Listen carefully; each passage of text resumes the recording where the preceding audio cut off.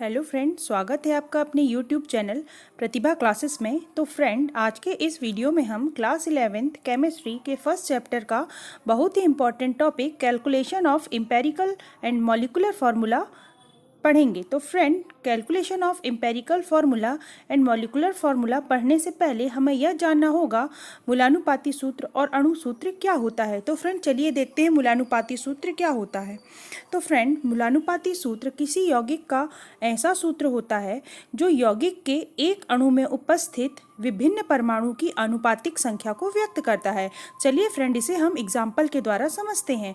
Friend, example के तौर पे हम फॉर्मिक एसिड ले रहे हैं। फ्रेंड, फॉर्मिक एसिड यानी फॉर्मिक अम्ल का फॉर्मूला आप जानते हैं HCOOH होता है। फ्रेंड, इस मॉलिक्यूलर फार्मूले को देखकर हम बता सकते हैं कि इसमें कार्बन का एक परमाणु, ऑक्सीजन के 2 परमाणु और हाइड्रोजन के भी 2 परमाणु हैं। तो फ्रेंड, यदि हम इसकी अनुपातिक संख्या व्यक्त करने वाला फॉर्मूला लिखें तो वह कुछ इस प्रकार से होगा CH2O2। तो फ्रेंड, जो यह CH2O2 है, यह फॉर्मिक एसिड यानी फॉर्मिक अम्ल का मूलानुपाती सूत्र यानी एम्पेरिकल फार्मूला है। अब चलिए फ्रेंड, देखते हैं अणु सूत्र यानी मॉलिक्यूलर फार्मूला क्या होता है। तो फ्रेंड, किसी यौगिक का अणु सूत्र वह सूत्र होता है जो यौगिक के एक अणु में उपस्थित विभिन्न परमाणु की वास्तविक संख्या को व्यक्त करता है। एग्जाम्पल के तौर पे हम यहाँ फॉर्मिक अम्ल ले रहे हैं। फ्रेंड, फॉर्मिक अम्ल का मॉलिक्यूलर फार्मूला HCOOH होता है। फ्रेंड, यह फार्मूला जो है फॉर्मिक अम्ल की उपस्थित विभिन्न परमाणुओं की वास्तविक संख्या को व्यक्त करता है। अब फ्रेंड, हम देखते हैं मूलानुपाती सूत्र कैसे ज्ञात किया जाता है, यानी कि कैलकुलेशन ऑफ एम्पेरिकल फार्मूला। तो फ्रेंड, एम्पेरिकल फार्मूला का कैलकुलेशन करने के लिए हमें कुछ स्टेप्स फॉलो करने होते हैं। तो फ्रेंड, सबसे पहले हम आपेक्षिक संख्या निकालते हैं। फ्रेंड, आपेक्षिक संख्या कैसे निकालते हैं? आपेक्षिक संख्या निकालने के लिए तत्वों की जो प्रतिशत मात्रा होती है उसको उस तत्व के परमाणु भार से भाग देते हैं। परमाणु भार से भाग देने पर जो संख्या प्राप्त होती है उसे आपेक्षिक संख्या कहते हैं। अब फ्रेंड, आपेक्षिक संख्या निकालने के बाद हमारा अगला स्टेप होता है सरल अनुपात निकालना। तो फ्रेंड, सरल अनुपात निकालने के लिए हम सबसे छोटी आपेक्षिक संख्या का भाग अन्य तत्वों की आपेक्षिक संख्या में देते हैं। तो फ्रेंड, भाग देने पर जो संख्या प्राप्त होती है उसे हम सरल अनुपात कहते हैं।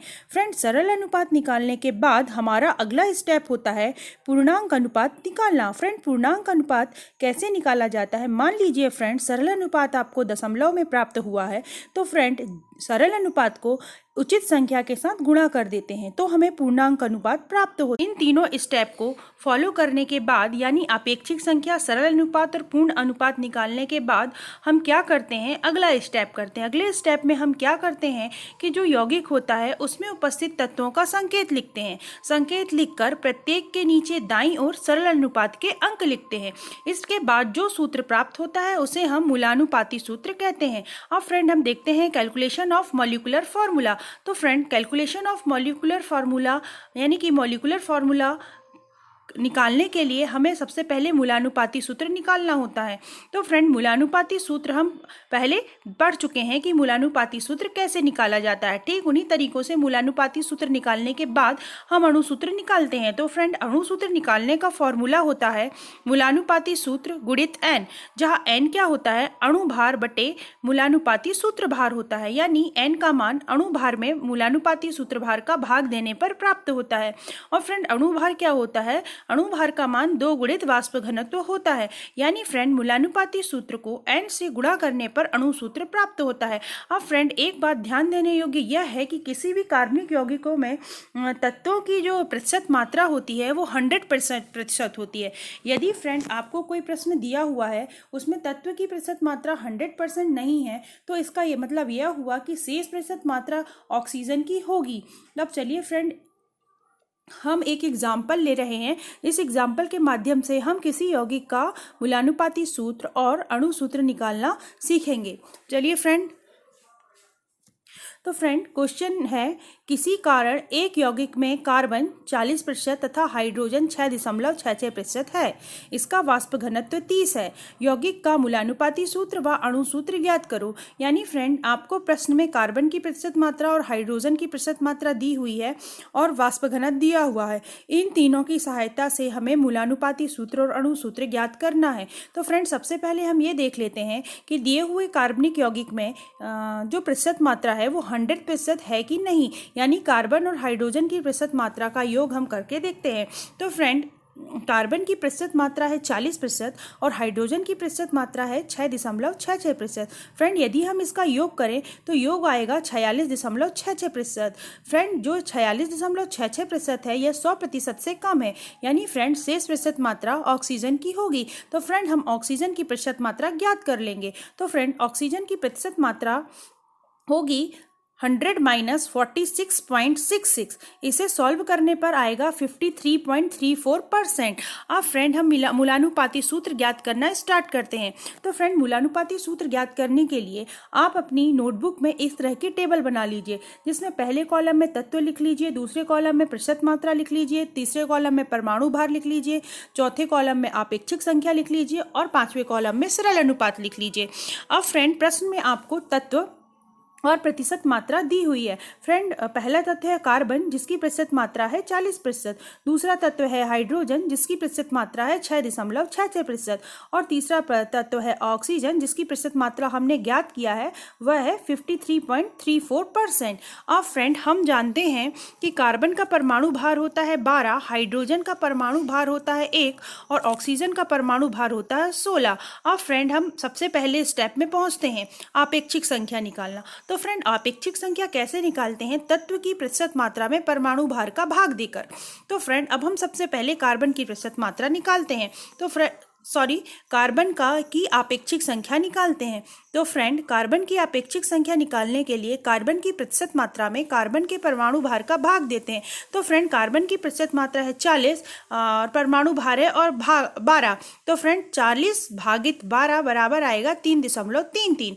अब फ्रेंड हाइड्रोजन की आपेक्षिक संख्या निकालते हैं। तो फ्रेंड हाइड्रोजन की आपेक्षिक संख्या प्रतिशत मात्रा बटे परमाणु भार, हाइड्रोजन की प्रतिशत मात्रा है 6.66 और परमाणु भार है 1। तो आपेक्षिक संख्या कितनी हो जाएगी? 6.66 भागित 1 बराबर 6.66। इसी प्रकार फ्रेंड हम ऑक्सीजन की भी आपेक्षिक संख्या निकालते हैं।